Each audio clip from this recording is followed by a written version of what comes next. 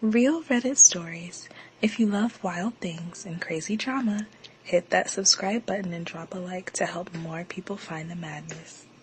My brother brutally injured my elderly dad in an attempt on my life, so I finally pressed charges. 8 months later, he came crawling back for forgiveness and immediately betrayed me by destroying Dad's funeral. Growing up, my brother was the kind of person who got a thrill out of biting people and hurting small animals. When I was 6, my mom walked out because of him, even though she thinks it was because of me. What happened was my brother stole her jewelry and planted it under my bed alongside a knife, with a note saying, "Don't take these back, mommy, I'll hurt you. Love, my name." This was confirmation to her I was insane, as my brother had already convinced her into thinking I was crazy with similar acts prior to this one. She packed her bags and left, but Dad stayed, and he saw through my brother like an X-ray. He walked straight up to him and forced him to call my mom. Forced him to explain it was him. He knew it wouldn't bring her back to us, but he knew I deserved not to be blamed for what he did. That was basically my life. My brother would try to ruin me, and my dad would protect me from him. When my brother used violence against me, my dad would stand between us. When my brother pulled knives on me, my dad would point to the locked safe box with his firearm. He was never afraid of my brother, and he was my hero for it. But the older we got, the worse my brother became. At 16, he reported Dad to CPS, claiming abuse. Social workers showed up unannounced, asking humiliating questions, examining bruises that my brother had given himself. I remember Dad sitting at the kitchen table afterward, face pale. He managed to clear his name, but not before losing his job and having his new girlfriend dump him due to the investigation. Dad had us at 52, so he was already pretty old, but he got much weaker after that. It's like he aged 10 years during that 1 month. But even still, he protected me from my brother. At least he tried. Until the night my brother showed up at our house one evening. He was doped up, drunk, and furious. He accused me of being the reason Dad never liked him. In front of us both, he went insane.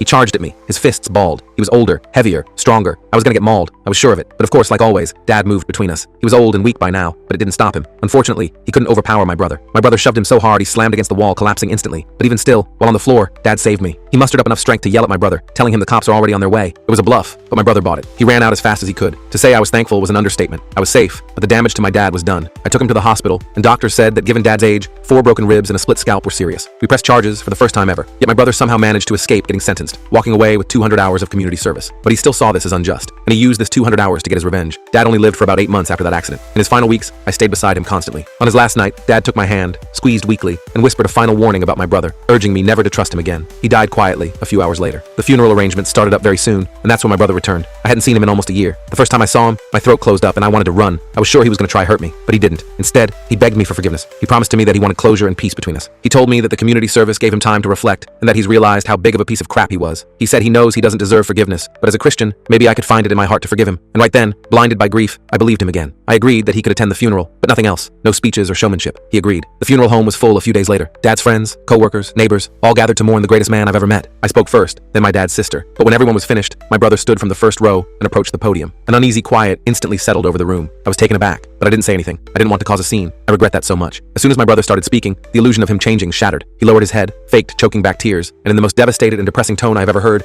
began describing in very graphic detail the horrific things he claimed Dad had done to him as a child. I froze in my seat, completely stunned. My brother Wayne was painting this picture of our father as some kind of monster. He talked about beatings that never happened, locked closets that didn't exist in our house, and starvation that was completely made up. I looked around the room and saw the shocked faces of everyone who knew my dad. Some people were crying, others looked disgusted. A few were glancing at me with confusion and pity. My Aunt Doris, Dad's sister, grabbed my arm so hard her nails dug into my skin. She whispered something about stopping him, but I couldn't move. It was like I was paralyzed. Wayne's voice kept getting louder, more dramatic with each lie. He was putting on the performance of his life. Finally, I snapped out of it. I stood up so fast my chair fell backward with a crash. Everyone turned to look at me. I marched up to the podium, my whole body shaking. Wayne smirked at me when I got close. That same smirk he'd had his whole life when he knew he was hurting me. I grabbed the microphone from him and told everyone he was lying. My voice cracked. I was crying and probably sounded hysterical. Wayne immediately switched to looking concerned. He put his arm around me like he was comforting me. He told everyone I was in denial about the abuse, that I'd blocked it out because it was too painful. He said this in the gentlest, most understanding voice, like he was the sane one. Some of Dad's oldest friends stood up for me. His buddy Matthew from work came up and physically moved Wayne away from me. Dad's neighbor Victoria started telling people about how she'd seen Wayne hurting animals in our yard when we were kids, but the damage was done. The funeral was completely ruined. Wayne slipped out during the chaos. I spent the rest of the reception trying to explain the truth to people, but I could tell many weren't sure what to believe. I went home that night and threw up twice. I couldn't believe he'd managed to taint Dad's memory like that. The next morning,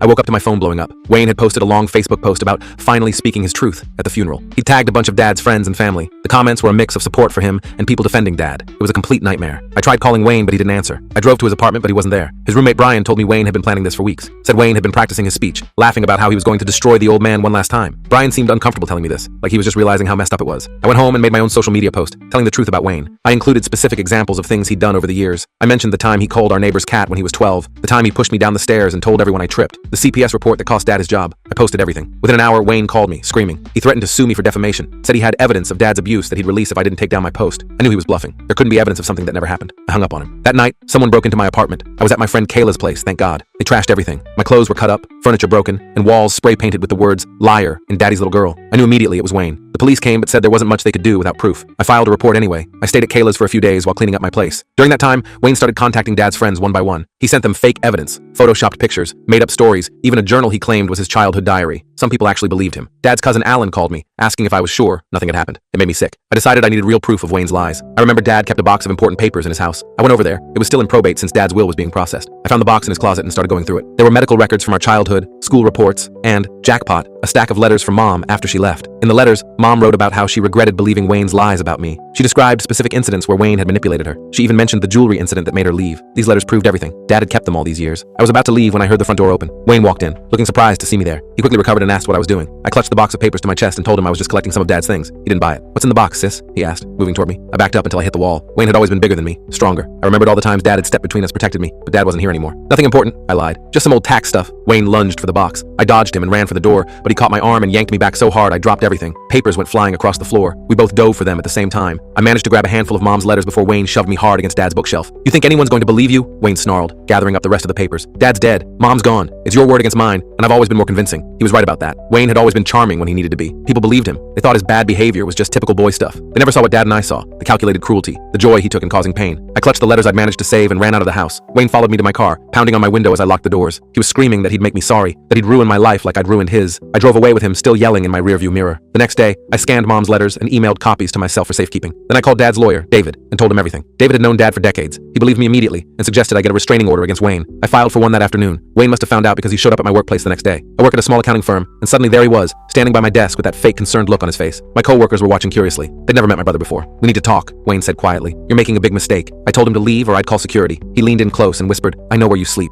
I know your friends. I know everything about you. This isn't over." My boss Alexis saw what was happening and came over. She asked if everything was okay. Wayne immediately switched to his charming persona, introducing himself as my concerned brother. He told Alexis he was worried about my mental state since Dad died, that I was making up stories and lashing out. Alexis looked uncomfortable but didn't challenge him. After Wayne finally left, I had a panic attack in the bathroom. I couldn't breathe thinking about what he might do next. Wayne had always been dangerous, but now he seemed completely unhinged. Without Dad as a buffer, I felt completely exposed. That night, I got an email from an address I didn't recognize. It contained a video of Wayne talking directly to the camera, crying, showing bruises on his arms that looked freshly made. He claimed Dad had done this to him throughout childhood. At the end, he looked straight into the camera and said, "And my sister helped him. She held me down sometimes. They were both monsters." I nearly threw up. This was a new level of manipulation even for Wayne. He was now trying to implicate me in his fictional abuse. I forwarded the video to David, who told me to save everything but not respond. The restraining order hearing was scheduled for the following week. I just needed to hold out until then. The night before the hearing, I couldn't sleep. I kept checking my doors and windows, making sure everything was locked. Around 2 a.m., I heard a noise outside. I peeked through the blinds and saw Wayne's car parked across the street. He was just sitting there, watching my apartment. I took pictures as evidence and called the police. By the time they arrived, he was gone. I showed up to court the next morning exhausted but determined. I brought all my evidence, the letters from Mom, photos of my trashed apartment, screenshots of Wayne's threatening messages, and the pictures of him stalking my place. I felt prepared. Then Wayne walked in with a woman I'd never seen before. She was dressed professionally and carrying a leather briefcase. A lawyer. Somehow Wayne had managed to afford legal representation. My stomach dropped. I was representing myself. The hearing started, and I presented my case as clearly as I could. I showed the judge everything I had. When it was Wayne's turn, his lawyer stood up and painted me as the unstable one. She claimed I was obsessed with Wayne, that I'd been harassing him since Dad died. She even suggested I was the one who broke into my own apartment for attention. Wayne put on his best sad face, telling the judge he just wanted to help his troubled sister, but was afraid for his safety. The judge looked skeptical, but said he needed time to review all the evidence. He scheduled another hearing for the following week. No temporary restraining order was issued. I left the courthouse feeling defeated. That weekend, things got worse. Wayne somehow got my email password and sent messages to my coworkers from my account. The emails made it look like I was having some kind of breakdown, saying bizarre things about my family and making veiled threats. By Monday morning, Alexis called me into her office and suggested I take some personal time to deal with my grief. It wasn't technically being fired, but it felt like it. I changed all my passwords and went to stay with my friend Kayla again. I was too scared to be alone. Wayne had managed to isolate me, make me look crazy, and now I was on the verge of losing my job. It was exactly what he wanted. The next day, I got a call from Brian,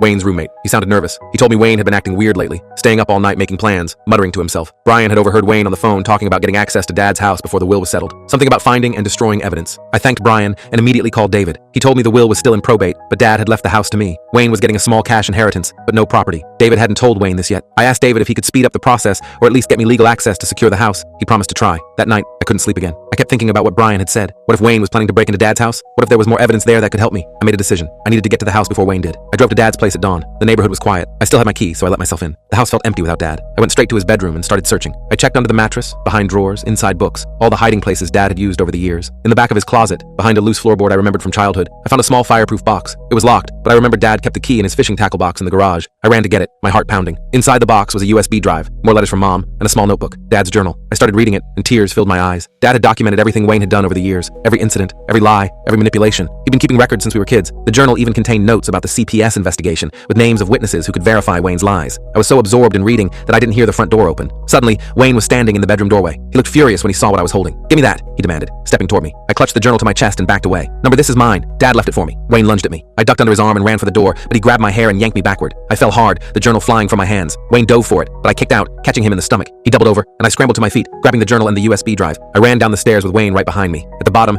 he caught up and shoved me into the wall. My head hit hard, and for a second, everything went fuzzy. Wayne grabbed the journal from my hands and started tearing out pages. "You're not ruining this for me," he snarled. "Dad left me nothing in his will, didn't he? This house should be mine." I was dazed, but managed to stumble to the kitchen. Wayne followed, still destroying the journal. I grabbed my phone from my pocket and held it up. "I'm calling the police," I said, trying to sound braver than I felt. Wayne laughed. "Go ahead. By the time they get here, all this evidence will be gone, and it'll be your word against mine." Again, he was right. I needed to stall him. I lowered the phone and tried a different approach. I told Wayne I knew about the will, that Dad had left him some money. That seemed to catch his attention. He paused his destruction of the journal and asked how much. I lied, doubling the actual amount. Wayne's eyes lit up with greed. While he was distracted thinking about the money, I noticed the USB drive was still clutched in my other hand. I slipped it into my pocket. At least I'd saved that. "The lawyer said you'll get the money faster if you stop harassing me." I lied again. "The restraining order hearing is delaying everything." Wayne seemed to consider this. "How much faster?" "Months," I said. "Maybe even weeks if you drop everything now." I could see the calculations happening behind his eyes. Wayne had always been motivated by immediate gratification. The promise of quick money might be enough to get him to back off, at least temporarily. "Fine," he finally said. "I'll drop the whole thing. But I wanted in writing from the lawyer that I'll get my money right away." I agreed, knowing David would never actually do that, but it bought me time. Wayne tossed the partially destroyed journal onto the counter and walked out, warning me that if I was lying, he'd make me regret it. As soon as he was gone, I grabbed the journal and ran to my car. I drove straight to David's office, hands shaking the whole way. I burst into his office without an appointment and showed him everything I'd found. The journal, the USB drive, the torn pages. David was stunned. "This changes everything," he said, examining Dad's detailed records. "We need to get this to the judge right away." David called the court and managed to move up my restraining order hearing to the next day. He also offered to represent me for free, as a favor to Dad. I nearly cried with relief. That night, I stayed at a hotel under a different name, just to be safe. I didn't tell anyone where I was, not even Kayla. I was terrified Wayne would find out about the expedited hearing and try to stop me. The next morning, I met David at the courthouse. We went over our strategy one last time before heading in. To my surprise, Wayne showed up alone. No lawyer this time. He looked confident until he saw David sitting beside me. Then his smirk faltered. The hearing began, and David presented the new evidence methodically. He showed the judge Dad's journal, the USB drive containing scanned copies of all the records Dad had kept over the years, and the letters from Mom. He called Brian as a witness, who nervously testified about Wayne's recent behavior and threats. Wayne tried to interrupt several times, claiming everything was fabricated, but the judge shut him down. When it was Wayne's turn to speak, he fumbled through his defense, contradicting himself multiple times. Without his lawyer there to guide him, his true nature started to show through. He got angry, then defensive, then tried to charm his way out of it. Nothing worked. The judge granted the restraining order. Wayne was legally required to stay at least 500 feet away from me, my home, and my workplace. He was also barred from contacting me in any way. No calls, texts, emails, or social media. The relief I felt was overwhelming. As we left the courtroom,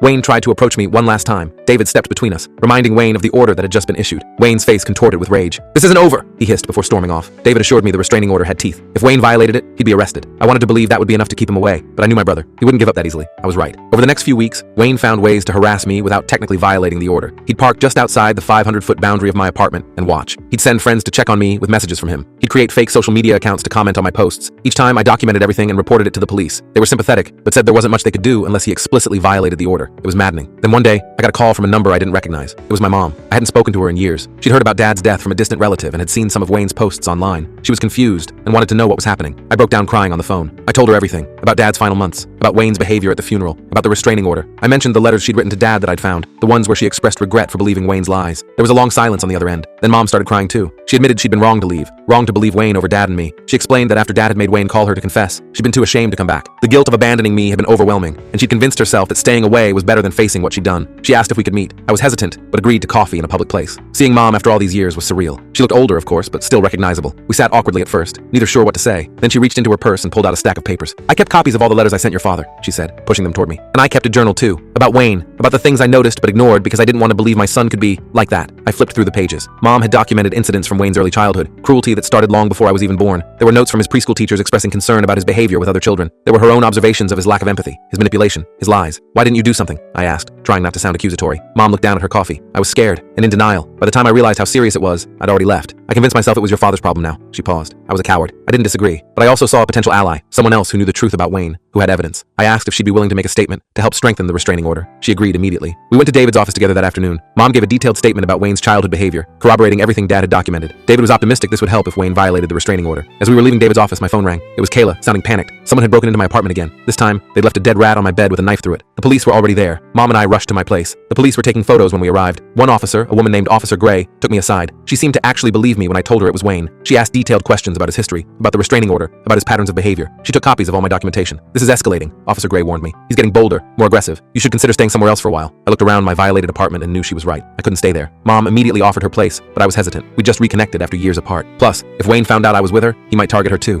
In the end, I accepted Kayla's offer to stay with her again. Her apartment had a doorman and security cameras. It felt safer. Mom promised to keep in touch and to be careful herself in case Wayne tried to contact her. That night at Kayla's, I got a text from an unknown number. Rats die easily. So do people. I showed it to Kayla, who insisted on calling the police right away. Officer Gray came personally to take the report. She told me they were building a case against Wayne for stalking and harassment, but needed more evidence of direct threats. The next day, I went with Officer Gray to get the security footage from my apartment building. The cameras had caught someone in a hoodie entering through the back door, but their face wasn't visible. It wasn't enough to prove it was Wayne. I was starting to feel hopeless. Wayne was always one step ahead, always careful enough to avoid consequences. I wondered if I'd ever be free of him. Then Brian called again. He sounded terrified. He told me Wayne had completely lost it after the restraining order. He trashed their apartment, threatened Brian with a knife, and was now planning something big, something to end this once and for all. Brian had moved out and was staying with his parents, too scared to go back. I asked Brian if he'd be willing to tell the police what he knew. He hesitated, but eventually agreed. I connected him with Officer Gray, who took his statement over the phone. It still wasn't enough for an arrest, but it added to the mounting evidence against Wayne. That weekend, Mom invited me and Kayla to her house for dinner. It was strange being back in her home after so many years. We talked for hours, filling in the gaps of our time apart. Mom showed me old photos, including some of Dad when they were younger. It was bittersweet. As we were looking through the albums, Mom mentioned that Wayne had called her the day before. My blood ran cold. She quickly assured me she hadn't told him where I was staying. Apparently, Wayne had tried to convince her I was mentally ill, that I'd fabricated everything about him. Mom didn't believe him. He asked about your childhood, Mom said, frowning. Specific questions about incidents I might remember. It felt like he was fishing for something he could use against you. That worried me. Wayne was still building his narrative, still trying to paint me as the unstable one. I wondered what he was planning. I got my answer the next day. Wayne had somehow managed to contact my old therapist from college, Dr. Hollis. I'd seen her briefly for anxiety during my sophomore year. Wayne had convinced her I was having a psychiatric emergency and needed intervention. Dr. Hollis, concerned, had reached out to Alexis at my workplace. Alexis called me, worried. She told me Wayne had presented himself as my emergency contact and had shown Dr. Hollis fake emails supposedly from me, talking about suicidal thoughts. Dr. Hollis, bound by professional ethics, had felt obligated to reach out when she couldn't contact me directly. I was furious. This was a new low, even for Wayne. I immediately called Dr. Hollis to clear things up. She was horrified when I explained the situation. She apologized profusely and promised to document Wayne's deception, another piece of evidence for the growing case against him. Later that day, I met with Officer Gray again. I showed her the latest development with Dr. Hollis. Gray seemed increasingly concerned about Wayne's escalating behavior. She told me they were close to having enough for an arrest warrant, but needed something more concrete, a clear violation of the restraining order or an explicit threat. He's too smart for that, I said, frustrated. He knows exactly how far he can push without crossing the legal line. Officer Gray nodded grimly. People like your brother often make mistakes when they get desperate, and from what I'm seeing, he's getting very desperate. She was right. Wayne's attempts to discredit me were getting more frantic, more obvious. He was making mistakes. The question was whether those mistakes would happen before or after he did something truly dangerous. I spent the next few days jumping at every noise, checking over my shoulder constantly. I took different routes to and from places, never established patterns. I was living like a hunted animal, and it was exhausting. Then,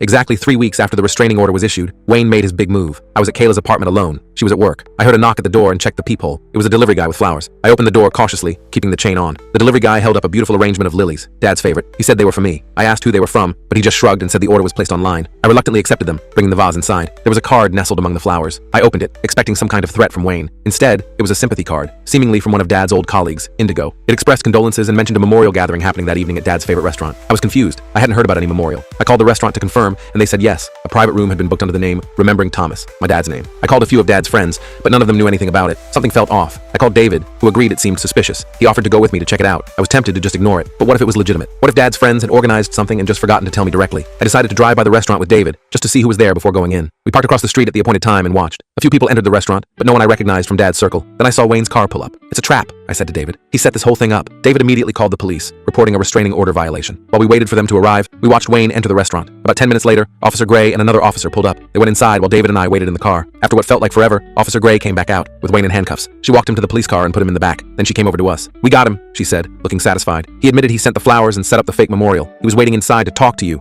Clear violation of the restraining order. I felt a wave of relief so intense I nearly collapsed. Wayne was finally facing consequences. Officer Gray explained he'd be held pending a bail hearing, and given his history of harassment and the violation of the court order, she expected bail to be set high if granted at all. As the police car with Wayne inside pulled away, I watched my brother's face through the window. For the first time since Dad died, he looked afraid. Not angry, not calculating. Afraid. It was over, at least for now. David drove me back to Kayla's place. I was emotionally drained but relieved. Wayne would be out of my life for at least a little while. And with all the evidence we'd gathered, Dad's journal, Mom's statements, Brian's testimony, Dr. Hollis's documentation, and now this clear violation, we had a strong case for extending the restraining order indefinitely. That night, I slept without checking the locks multiple times, without jumping at every sound. It It wasn't a permanent solution. Wayne wouldn't be in jail forever, but it was a start, a chance to breathe, a chance to begin healing. The next morning, I woke up to a text from Mom. She wanted to know if I'd consider moving in with her while I looked for a new place, somewhere Wayne wouldn't know about, somewhere I could start fresh. I stared at the message for a long time, thinking about second chances, about rebuilding what Wayne had tried so hard to destroy. I texted back one word, yes. Mom came to pick me up the next day. It was weird seeing her pull up in her little blue Honda. I hadn't been in her car since I was a kid. We loaded up my stuff from Kayla's place pretty quick. I didn't have much since most of my things were still trashed from Wayne's break-in. Kayla gave me a big hug before I left. She'd been such a lifesaver through all this crap. The drive to Mom's place was awkward at first. We made small talk about the weather and traffic. Eventually, she asked about Wayne's bail hearing, which was scheduled for tomorrow. I told her David thought the judge would set bail high because of the restraining order violation. Mom nodded and gripped the steering wheel tighter. I should have seen it sooner, she said suddenly. All the signs were there from when he was little. I just didn't want to believe it. I didn't know what to say to that. Part of me was still angry at her for leaving, for believing Wayne over me. But another part understood how manipulative he was. He'd fooled a lot of people over the years. Mom's house was smaller than I remembered. She downsized after the divorce. She showed me to the guest room, which she'd already set up with fresh sheets and towels. It felt strange having my own space in her home after all these years. That night, we ordered pizza and watched an old movie we both used to like. It wasn't exactly comfortable, but it wasn't terrible either. We were both trying, and that counted for something. The next morning, David called with news from the bail hearing. Wayne had been denied bail. The judge cited the escalating pattern of harassment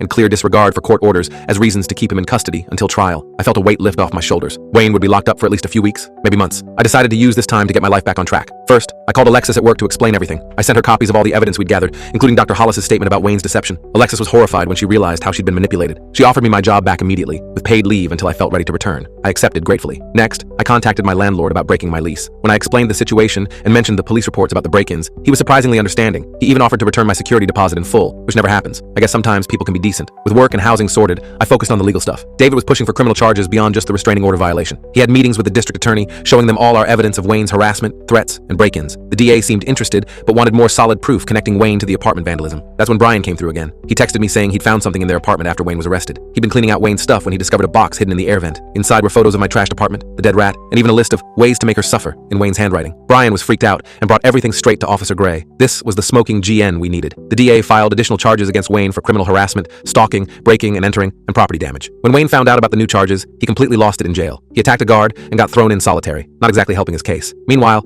I was slowly adjusting to living with Mom. We had our awkward moments and a few arguments, but mostly we were figuring things out. One night over dinner, she showed me a box of my old stuff she'd kept all these years. School projects, birthday cards I'd made her, even my baby blanket. I was surprised she'd saved it all. "I never stopped loving you," she said quietly. "I just failed you, badly." I didn't say I forgave her, because I wasn't sure if I did yet, but I told her I was glad we were trying now. That was the truth. About 3 weeks after Wayne's arrest, David called with news about Dad's will. The probate process was finally complete. The house was officially mine, along with Dad's savings and retirement accounts. Wayne's small inheritance was being held pending the outcome of his criminal case. David suggested I consider selling the house, given all the bad memories attached to it. I went to Dad's place one last time to decide what to do. Mom offered to come with me, but this was something I needed to do alone. The house felt different now, knowing Wayne couldn't hurt me there anymore. I walked through each room slowly, remembering the good times with Dad. There were a lot of them, despite Wayne's constant shadow. In Dad's bedroom, I found his old watch in the nightstand drawer. It was nothing fancy, just a simple Timex he'd worn every day. I put it on my wrist even though it was too big. It made me feel like he was still protecting me somehow. After a few hours, I made my decision. I wasn't going to sell the house, at least not yet. It was the last place Dad had been happy, the last place he'd been alive. I wasn't ready to let that go. Instead, I hired a cleaning service to deep clean everything, then a security company to install cameras and a new alarm system. If I ever did move back in, I wanted to feel safe there. The weeks turned into months. Wayne's trial date kept getting pushed back because he kept firing his public defenders. By the third lawyer, the judge was losing patience. Wayne also wasn't doing himself any favors by continuing to cause problems in jail. He'd gotten into 2 more fights and was caught trying to smuggle in contraband. Each incident added to his growing file. During this time, I slowly rebuilt my life. I went back to work part-time, then full-time. I started seeing a new therapist who specialized in family trauma. I even went on a few dates, though nothing serious. The guy I met for coffee was nice enough, but I wasn't ready for a relationship yet. Too much baggage to unpack first. Mom and I settled into a routine that worked for us. We weren't best friends, but we were family again. She helped me sort through Dad's belongings when I was ready, and I helped her plant a garden in her backyard. Small steps toward something like normal. 4 months after Wayne's arrest, we finally got a trial date. The DA was confident in their case, especially with all the evidence Brian had provided. Wayne's latest lawyer was pushing for a plea deal, but Wayne refused. He still believed he could charm his way out of this, just like he always had. The trial was set for Monday. On Friday night, I got a call from a number I didn't recognize. Against my better judgment, I answered it. It was Wayne. Somehow, he'd gotten access to a phone in jail. "You think you've won, don't you?" he said, his voice cold. "This isn't over. Not by a long shot." I hung up immediately and called Officer Gray. She said they'd investigate how Wayne got phone privileges and make sure it didn't happen again. She also suggested I stay with someone else for the weekend, just to be safe. Wayne was locked up, but he might have friends on the outside willing to do him favors. I didn't want to panic, but I also didn't want to take chances. I asked Mom if we could stay at a hotel for the weekend. She agreed without hesitation. We packed overnight bags and checked into a Holiday Inn across town. Not exactly luxury accommodations, but it felt safer than being at home. Saturday passed uneventfully. We watched bad cable TV and ordered room service. Mom hit me at cards 4 times in a row.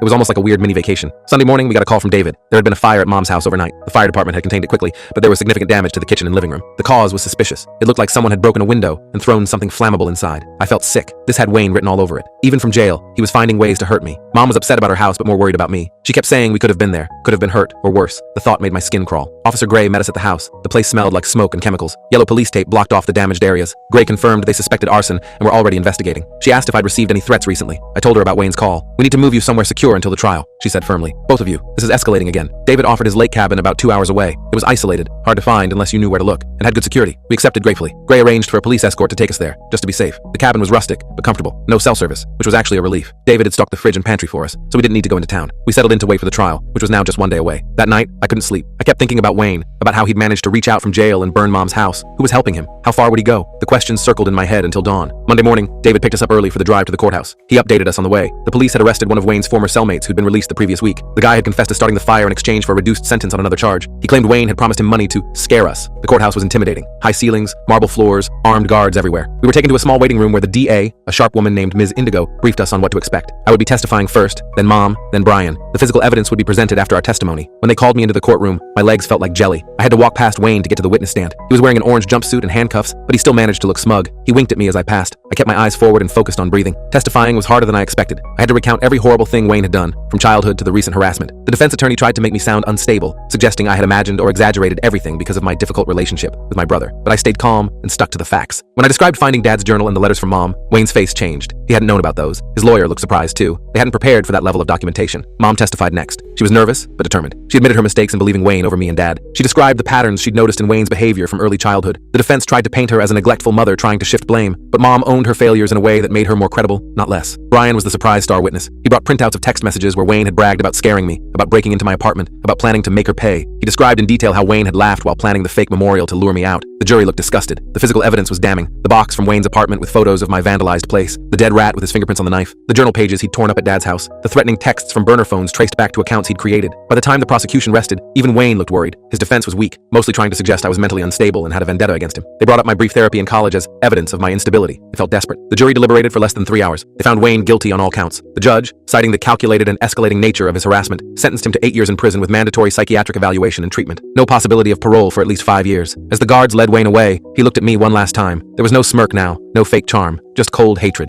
I stared back, refusing to look away first. He was the one who finally broke eye contact as they took him through the door. Outside the courthouse, I felt lightheaded with relief. It was over, really over. Wayne would be locked up for years, far away from me. I could finally start rebuilding my life without looking over my shoulder constantly. Mom hugged me tight on the courthouse steps. David shook my hand, then surprised me with a hug too. Even Officer Gray smiled, which I hadn't seen before. "What now?" Mom asked as we walked to the car. It was a good question. For so long, my life had revolved around protecting myself from Wayne, around gathering evidence and preparing for the trial. Now that it was over, I wasn't sure what came next. "I think I'm going to fix up Dad's house," I said after a moment. "Make it mine. Reclaim it." Mom nodded. "I'll help, if you want." I did want that, I realized. Not just her help with the house, but her presence in my life. We'd never have a perfect mother-daughter relationship. Too much had happened for that, but we could have something real, something honest. 2 weeks later, I moved back into Dad's house, my house now. The security system was top-notch, with cameras covering every approach. I'd repainted the walls, replaced the furniture Wayne had damaged, and rearranged everything to make it feel different. New, but with echoes of Dad still there. Mom came over most weekends to help with projects. We were remodeling the kitchen when she found an old photo album tucked behind the refrigerator. It was full of pictures of Dad with me as a baby, as a toddler, as a kid. In every photo, he looked so proud, so protective. He was a good father, Mom said softly, tracing a picture of Dad holding my hand at what looked like a zoo. The best, I agreed. We kept working, the album open on the counter between us. It felt right somehow. Rebuilding the house with memories of Dad watching over us. He protected me my whole life. Now it was my turn to protect his memory, to make sure the truth about him was what survived. A month after the trial, I got a letter from Wayne's prison. I almost threw it away unopened, but curiosity won out. Inside was a single page covered in his handwriting. It wasn't an apology. I hadn't expected one. It was a promise that he'd never forget what I'd done to him, that he'd think about me every day for the next 8 years, planning what he'd do when he got out. I should have been scared, but I wasn't. I folded the letter carefully and put it in a fireproof box with all the other evidence I'd gathered. If Wayne ever came near me again after his release, I'd be ready. I wouldn't be caught off guard like before, but that was a problem for future me. For now, I had a life to live, a job I enjoyed, a house I was making my own, a healing relationship with my mom, and friends who'd stood by me through everything. Wayne had tried to destroy all of that, but he'd failed. Dad would be proud of that, I think. He'd always taught me to stand up for myself, to fight back when necessary. In the end, that's exactly what I'd done. I'd fought back and won. As I sealed the box containing Wayne's letter, I made a promise to myself. I wouldn't waste the next 8 years looking over my shoulder or living in fear. I'd use that time to build something Wayne could never touch, a life full of connections, purpose, and joy. The best revenge against someone who wanted to destroy me wasn't hatred or fear. It was thriving, despite everything he'd done. I put the box away in my closet, closed the door, and went downstairs to where Mom was waiting with paint samples for the living room. We had work to do, and for the first time in a very long time, I was looking forward to the future.